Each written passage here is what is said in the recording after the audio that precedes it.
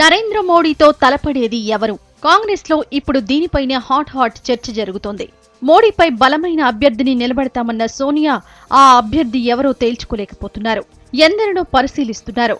అయితే వారు మోడీకి పోటీనివ్వగలుగుతారా అనే ప్రశ్న సోనియాను వేధిస్తోంది.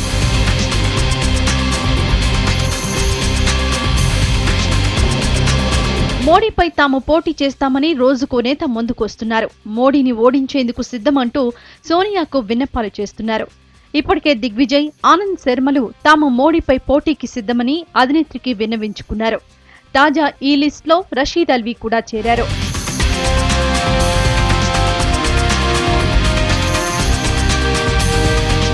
అవకాశమిస్తే తాను మోడీపై పోటీ చేస్తానని, ఓడించి చూపిస్తానంటూ రషీద్ అల్వీ సోనియాకు లేఖ రాశారు.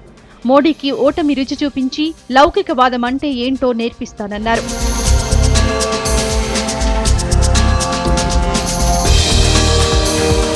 వారణాసిలో మోడీకి తగ్గ మొనగాడి కోసం తర్జన భర్జన పడుతుంటే అమేథీలో మాత్రం రాహుల్పై ప్రత్యర్థులు కాలు దువ్వుతున్నారు.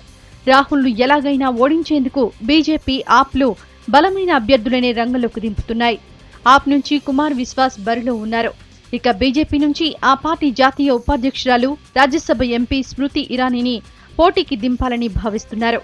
స్మృతికి మహిళా ఫ్యాక్టర్ కలిసి వస్తుందని కమలనాథులు భావిస్తున్నారు.